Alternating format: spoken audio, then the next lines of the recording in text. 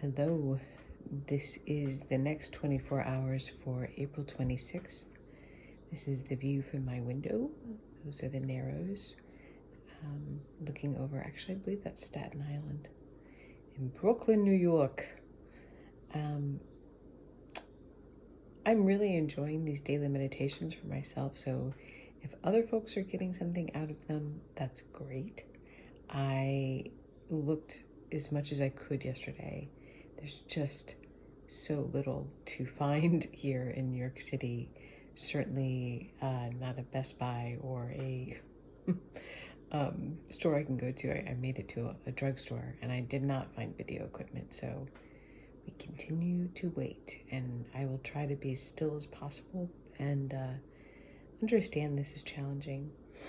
I am going to make an effort to return some emails today, maybe do a private reading or two, although I'm going on very little sleep. So let's get started to your next 24 hours, my next 24 hours, wherever you are in the world. I'm going to read a little differently today, just to let you know how different these random pulls can be. If you remember the other day, we had no major arcana except for a single court card in the middle. Today we have several. We have strength, and definitely my eye goes towards those major arcana for the themes, and then in the way I read them, my arcana kind of support or enhance what the major are telling us. So we have strength, followed by the Hermit. Appropriate, right? The Chariot. We have Neptune represented here. We have Death and the Wheel of Fortune. I'm actually going to start here. We have not seen this Wheel of Fortune. We've seen the Wheel of Fortune in the Victorian Romantic Tarot, which was very different than the Rider-Waite, and this is even more different, but I actually really love it. The way I'm seeing this card is generations, right, and time. In terms of the human life, we have the owl wisdom in the tree, which will outlive all of them, right? We have, and I see in the stages of life, a young woman, a woman middle-aged, and a woman in her older age. And I believe they're all learning a craft, right? This one is looking down, really focusing, trying to learn. This middle-aged woman is old enough to kind of start looking at the world in a slightly different way, and this woman's just dead-eyeing the world, right? The way I'm reading this is the cycle of life, right? We have these two swans at the base of the reading in the water. Swans mate for life. And so I really take this Wheel of Fortune very differently. Again, I stick with the imagery of the cards more so than my own bias, because that's, these are the tools we're working with today. So cycles of life are commitments in our cycle of life. Who are they to? Are they to our family? Are they to our friends? The Wheel of Fortune in this case is about relationships. So relationship to self, relationship to others. And we're going to use this kind of as a guiding post through the remainder of the reading. So at the top row, we have the Three of Wands. Now we're getting somewhere. We had the Two of Wands in this exact position yesterday, which is about initiation. Three, we're starting to actually master our craft, or we've chosen our craft. In the traditional Rider-Waite Three of Wands, we have a figure looking out onto the water. And the ships. He's looking out, he's a merchant, presumably, looking out on at ships coming into the harbor, and he's chosen his profession. He's actually, waiting for his ships to come in. To me, traditional meanings of this card, when I see it come up, and again, I love the mythical creatures tarot, which is what I'm reading with, but it doesn't give a lot away in terms of concepts about maybe what the traditional meanings could be. So I don't necessarily recommend it to a beginner, but traditional meanings of the Three of Wands to me, travel for business, waiting for our ships to come in, actual movement. And there's a lot of movement in these cards, and we'll get to that. Threes can be a triangulation of sort, involving two other people and ourselves. And we see that kind of echoed here in this actual representation of the Wheel of Fortune.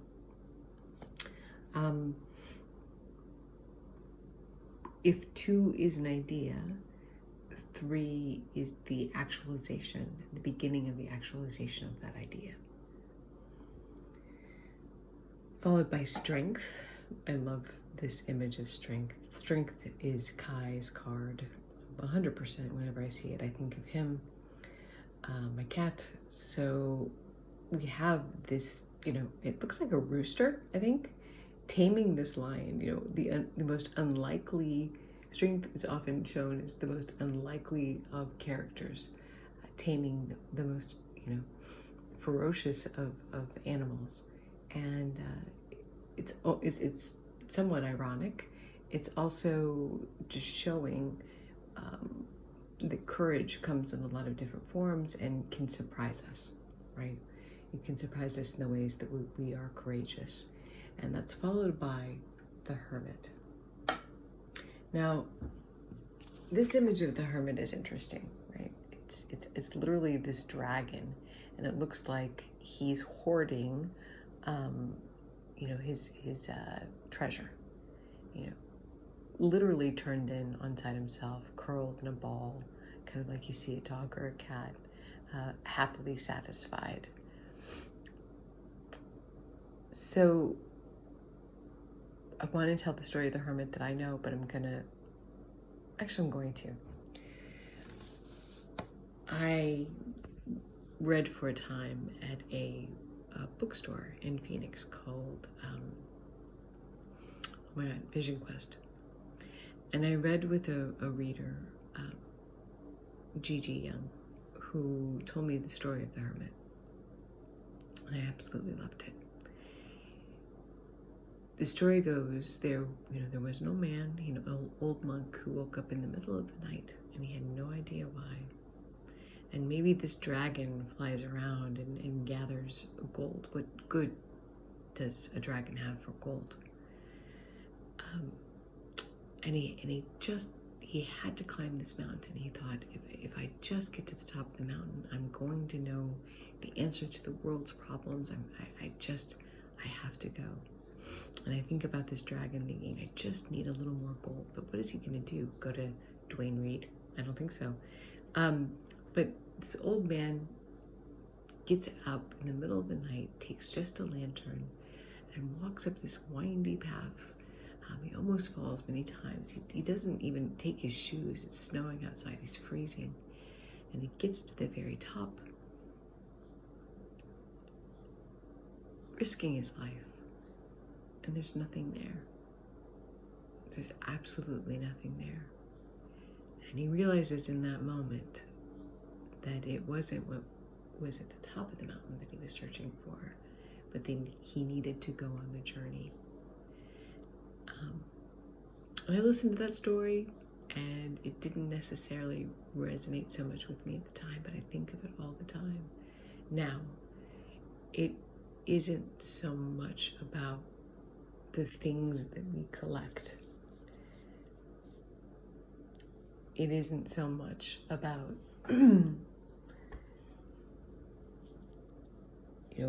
what we acquire, but it's about the journey. It's about what we learn about ourselves, the strength inside of us. When we set forward, it's about our actions. It's about our actions. It's not about necessarily what we find in material things along the way. The other way I read this is as how much strength it is taking to go inside, to stay inside right now, to be in ourselves, to be in the discomfort. You know, what have we changed? What have we started in this moment of pause, when we're forced to find the courage to stay in the moment? We have the Chariot, the King of Swords, and the Ten of Wands. And again, a lot of the same themes here. We're torn, right? The Chariot can often be about movement, actual movement. It can be about victory. But it is a victory that comes somewhat through conflict, right? These horses, we always see it in almost every card I've ever seen of the Chariot. There are two figures, you know, pulling another, but they're going in slightly different directions. You know, we might feel torn today to go in one direction or the other, not sure which way to go, but we are moving forward. You know, there's one thing we don't have a lot of choice in, and that is the sun's going to come up this morning, and it's going to set today, and we can start the day over anytime we want. So when we start feeling pulled outside of ourselves, outside of who we want to be, pulled in a direction maybe of negativity, and I say that because we're followed here by the King of Swords. Now, the King of Swords is just, you know, cool, calm, collected, often seen to represent actual authority, literally, you know, some sort of police or judge or rule of law, a leader who enforces the law. You know, maybe it's as simple as we want to go to the hairdresser, but right now we are being asked not to, for ourselves and for the ones that we love. So when we're feeling that pull, like I can't do this anymore, know that these restrictions are in place for a purpose. And the Ten of Wands is saying it ain't easy. You know, Ten of Wands is literally the burden, this idea, this action, whatever it might be. It's an action.